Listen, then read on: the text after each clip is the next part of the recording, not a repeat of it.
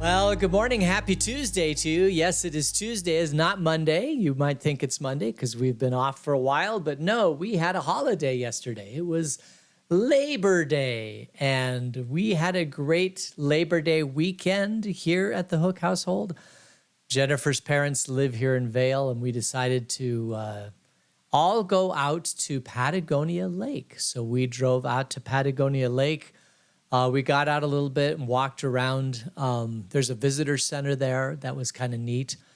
There are a lot of people at Patagonia Lake yesterday. Typically, when it's a 3-day weekend, it is wall-to-wall people. They had rangers directing, you go there other times and there's, rangers can't be found, but they had rangers directing traffic, trying to make sure everybody could park. It's a neat little lake. I don't know if you've ever been to it, but it was built in the 70s over Sonoyta Creek. And Sonoyta Creek is a stream that comes into that area. They built a dam and they filled up. It's not a huge lake. I think it's, I don't remember how many square miles of surface area, maybe 2 square miles or something. It's not that big. And they don't allow, when it's a large crowd like this, you can't go water skiing. But other times of the year, you can go water skiing if there's not too many people. We've been out on the lake many times with, I've got a little tiny 16-foot or 12-foot boat I've taken out on that lake. You can also rent a pontoon boat, which would be fun. I think next time when there's not a crowd, we might actually go down there and rent a pontoon boat, get on the boat, and just float around the lake a little bit. That'd be kind of fun. I think that would be just a really, really big treat. So what I didn't know, there in the visitor center, apparently there is an old railroad. And I knew there was an old railroad because when you go through the town of Patagonia, you see this old caboose sitting there in an old depot that they've turned into the visitor center. So the train used to go through Patagonia all the way down probably to Nogales, and it would go adjacent to Sonoyta Creek. So when they filled up that area to create the lake, they actually took all the rail out, the steel, but they left the wood. So the railroad is actually at the bottom of Patagonia Lake, the old railroad, which is kind of interesting. I didn't know that. I've been there many, many times. There's a tropical bird that comes and visits in Patagonia. It's called the elegant trogon, and I've seen it out there. Apparently, it hasn't been there for a while, though. Something happened. Something got its feathers, and so it hasn't been. It stays now in Madeira Canyon, the elegant trogons. They don't come all the way to Patagonia Lake. They stay at Madeira. But it's still a cool lake. It's a cool place to go. And then, of course, there's the town of Patagonia, which is an old town. Right outside the town of Patagonia is a grotto. It's it carved into the stone is a shrine to Mary and some steps that go up the side of this mountainous cliff terrain. And it's old. It has to be old. Well, and that whole area, the Patagonia area, the lake, the stream and the grotto and the town of Patagonia were all visited by Marcos de Niza and Father Kino and all those Spanish explorers that started when they came to the east coast of Mexico and started going north. They, Coronado probably went through there, but it says, when we looked it up, it said that Marcos de Niza and Father Kino had traveled into Patagonia. So it's just an old town and built in the 1880s. Not a lot of people there now, but it's got a lot of character. I love towns that were established before automobiles because the buildings are closer together, the blocks are closer together. It's just got that old town feel to it. A Vail could be that. If it wasn't for the 2 railroads that basically killed Vail, Vail would have a really, really, really cool old downtown. But once the railroad came in and then the other railroad came in, it blocked off the downtown and it wasn't a easy place to build because of the railroad. Vail is a very, very strange town. We could create a really cool down. We could create a lake. If you wanted to, you could dam up Pantano Wash and create a little bit of a lake feature there. It would be really, really cool. You'd have some people very upset about it because of the what are you destroying by doing that? But lakes are a really, really, well, first of all, they're good for flood control. But they also add opportunities for recreation, and there's just a lot of neat things that happen with a lake. But there are very, very few lakes in southern Arizona, and probably will never, ever be built a lake again in Arizona, period. I just don't think, I don't think that people have the political will. Although we're in the fourth turning. You never know. In the first turning, maybe that's when lakes sprout up because people realize that not everything is bad. All right. Let's see. So and then we went to the Velvet Elvis. I don't know if you've ever been to the Velvet Elvis, but it's a really, really cool restaurant. That's it kind of looks like it could have been a church, but it's not. It's actually an old bar that they converted into a restaurant. It's a large, large open space with a bunch of tables in it. They have a guy playing music there. That was kind of cool. They've got a gallery of all sorts of artifacts that you can purchase. And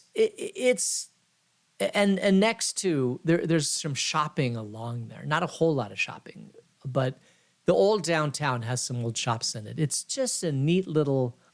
If you've never been to Patagonia, it's worth going to. And if you've never been to the Velvet Elvis, it's worth going to. We don't go there that often. It's about a 45-minute drive, I think, to Patagonia. When we first moved here, we love fireworks. And we went one year to the town of Patagonia. They shoot off fireworks at the school. And that was kind of neat. And then we went to Benson a bunch of times, and then we did our own fireworks here in Vail.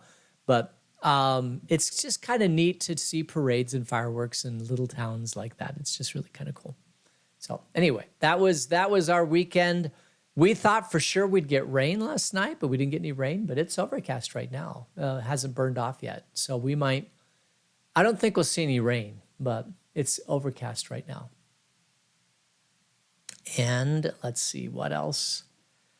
That's about it. Yeah, Labor Day is a celebration of labor in the United States. I think it's a union holiday and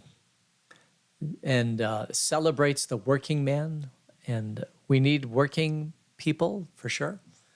All right, let's go to our birthdays because we have two wonderful birthdays today. The first one is Cindy Hansen. Happy birthday, Cindy. May you have a blessed day in the Lord.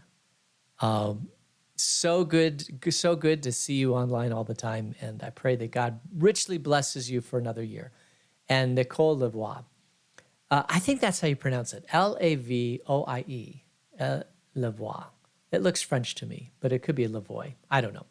All right. And we'll close out those. And we'll close out that. We're not going to close out that. No, that would be closing out the broadcast. Great Popeye pizza. You know, we had a pizza called the Good, the Bad, and the Ugly. It had pepperoni and sausage, mushrooms. I think pineapple. I didn't taste the pineapple, but it was a really, really, really good pizza. It's a flatbread pizza, which I don't normally like, but it just hit the right spot. There were four of us. We got a large 16-inch pizza that was 2 pieces apiece, which was perfect for us. Although when we got home later that day, in the evening, I think I had ice cream because you got to have ice cream. Now, you may think I'm crazy, but I have one of those little cups of ice cream every night when I go to bed. It's like 100 calories, but it just fills the spot. I just love that. All right. Let's see. Let's go ahead and get into our study because we've got an interesting study today. We're continuing in Leviticus 19. We finished off at verse 22. These are the laws that the Lord is giving Moses and Aaron, telling the people. And we saw a kind of a restatement of the 10 Commandments. We didn't go through all of them, but we went through a good chunk of them. But now we're going through some just interesting ones that are very, very, well, they're just interesting. So verse 23, it should work. There we go. When you enter the land and plant any kind of fruit tree, regard its fruit as forbidden. For 3 years you are to consider it forbidden. It must not be eaten. In the 4th year, all its fruit will be holy, an offering of praise to the Lord. But in the 5th year, you may eat its fruit. In this way, your harvest will be increased. I am the Lord your God. So when you plant, and we know this, when we plant a tree here, the first year, like I planted this tree a year ago, almost exactly a year ago, and it's got 1 citrus on it. It's got 1 orange. And I should not eat that orange. I should, let it fall to the ground? I'm not entirely sure. I probably will eat that orange because I'm not bound to these Old Testament laws anymore. Jesus came to fulfill the Old Testament law. But some of these laws about food are very, very good laws about horticulture anyway. So and this is interesting too. Verse 23, it says, consider it as forbidden. But in the Hebrew, it says, consider it to be uncircumcised, consider it to be as a foreskin. And you say, what in the world is that up about? But in the King James, I think it's consider it to be uncircumcised or consider it to be like a foreskin. Now, you have to understand in the Old Testament, the mark of being a Jew from the time of Abraham on was that Jews were circumcised and the Gentiles were not circumcised. It was a mark of the tribe. And it's a very interesting mark of a tribe to take your firstborn son and have them circumcised on the 7th day or a week later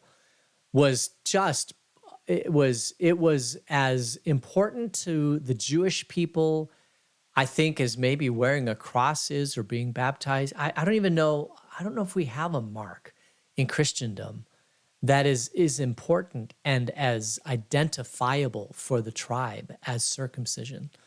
It was everything. You could tell immediately by looking at a man whether or not he was a Jewish person or not by the fact that he was either circumcised or not. And this was so ingrained into them that it was everything to them. And we think it's, today it's something we don't even talk about pretty much. But back then it was like everything. And it was just their mark of identity. So so it's interesting when you enter the land and plant any kind of fruit tree, regard its fruit as a foreskin. Basically, is what it's saying. I mean, and you don't you wouldn't necessarily. So in the tribe, if you were Jewish, you didn't really hang out with people that were not circumcised. We're talking about little tiny groups of people that would populate, the Levant, I guess you could say, the ancient Near East, or the land of Israel. And because the Jewish tribe was so closely knit, they didn't hang out with anybody that wasn't circumcised. So basically, what he's saying is that don't touch the tree for 3 years. Don't eat its fruit for 3 years. And then on the 4th year, if it bears fruit, you can pull that fruit off, but then it's offered to God as a offering. And then in the 5th year and those years after that, you're able to eat the fruit as much as you want to. And this is basically to help the tree grow, to help the tree have some stability. At least that's what it doesn't really give a reason, but that's what I'm assuming because we do the same thing now. We're very, very protective of our fruit trees or any kind of tree, really, when it's in its infancy. I have an oak tree, a southern oak, right in the front of my house. When we first moved here, it had these big, huge posts on it. And after about 6 or 7 years, the base of the tree was bigger than the posts, so I pulled the posts out. But And we use that at Christ Within Veil as an understanding of what it means to be a neophyte Christian, where you're still learning Christianity. It's like having those posts next to you. And once your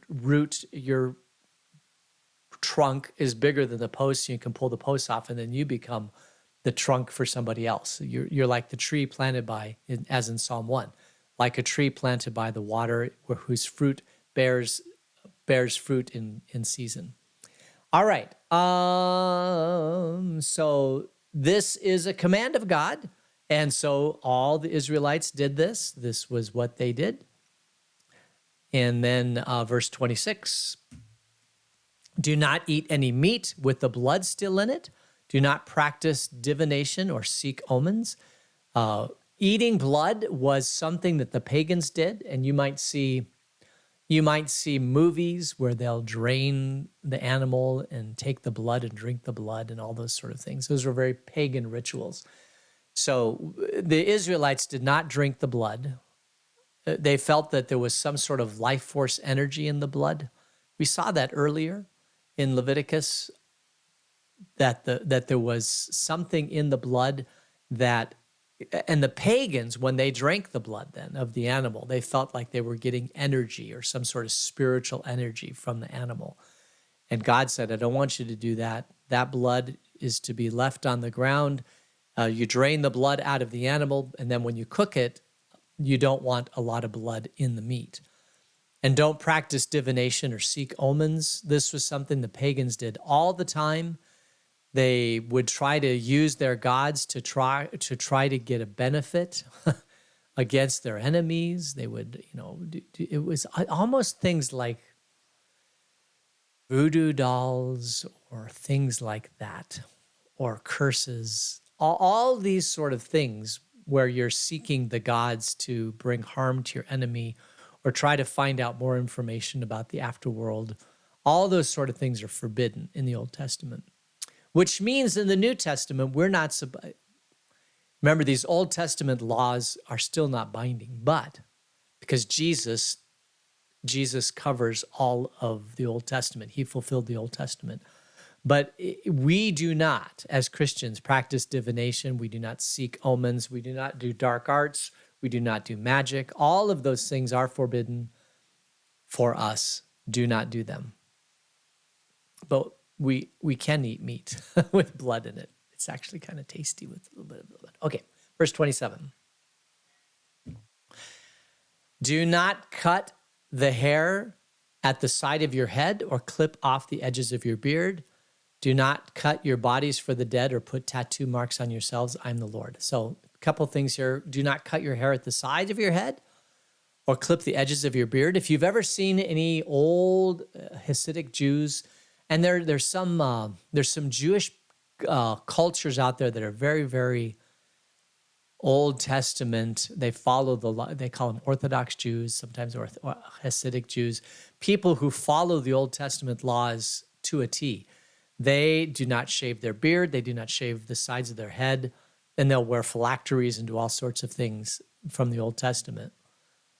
And this is a mark then that you would see of Jewish people today when they're following the Old Testament law. I don't think all Jewish people do. I think some people do shave their head or shave their beard, but not all of them do. Do not cut your bodies for the dead. This is interesting. There are tribes, you'll see African tribes where they'll cut their bodies, they'll put things in their bodies to create shapes. They'll put in tattoos. It says, do not put tattoo marks on yourself. I'm the Lord. Now, the question everybody asks, this is the place in the Old Testament that says, do not have a tattoo. So the question you have to ask yourself as a New Testament Christian is, can I have a tattoo? Well, if your tattoo is there to celebrate a pagan deity, then the answer is no, because we do not do anything to celebrate pagan deities. And that's why they would tattoo themselves in the Old Testament. It was a way to mark themselves for paganism. Today, people have tattoos for every conceivable reason, and they'll put sayings there. Sometimes they'll put Bible verses there. Sometimes they'll put crosses.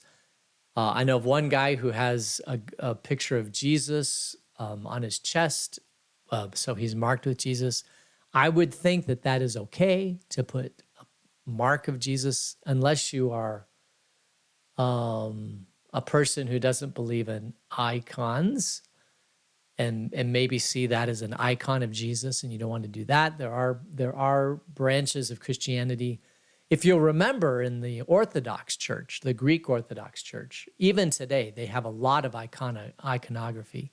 They'll have pictures, icons of Jesus, icons of Mary, icons, all these icons in all the churches. And when the split happened between the Eastern Church and the Western Church says, we're not doing any icons, period.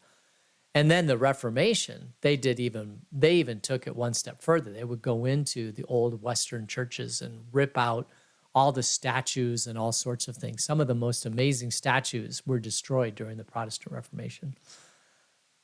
So it's all a matter of what those things mean to you. And if it is to follow a pagan deity, you cannot put a tattoo on yourself, period. But if it's a tattoo that means something else to you, Jesus fulfills the Old Testament law. I don't think that that's a problem. Even though it says here in the Old Testament, do not put tattoo marks on yourself. Remember, we're no longer bound by the Old Testament law. We are bound by Jesus. And however we live our life with Jesus, you as a Christian have to decide what it is that you do in your life that either honors or reflects or loves God. And if you feel that having a tattoo does not impact your ability to love God or love your neighbor, then it's fine. But if the tattoo gets in the way of loving God or loving your neighbor, or if it becomes an idol for you, or if it becomes part of pagan worship for you, then don't do it. It's not good for you.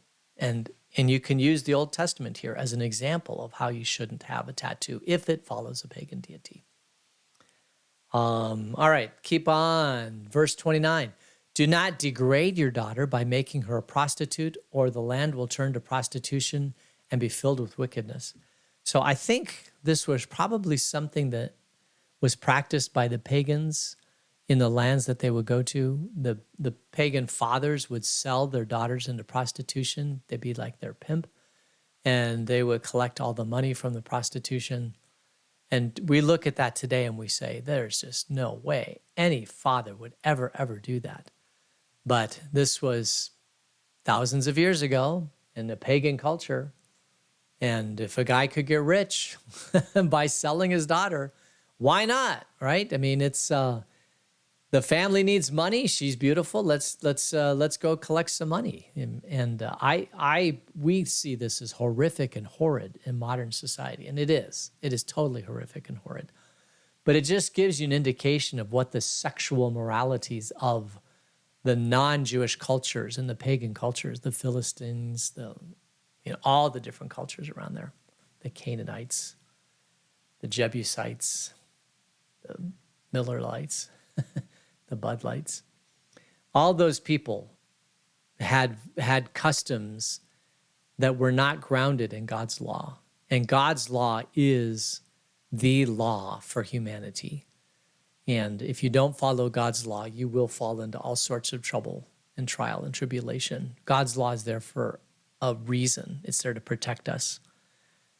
And so anyway, all right.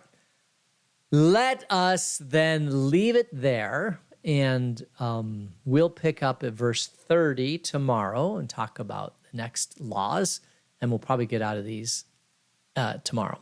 So let's close in prayer. Gracious God, thank you for this day, and if it rains, thank you for that also. Until we meet again, keep us in your grace. In Jesus' name, amen. All right, and let me go. Happy birthday, happy birthday, happy birthday, happy birthday. Yes, all right. So have a wonderful, wonderful day, and we will see you all tomorrow. God's blessings. Bye.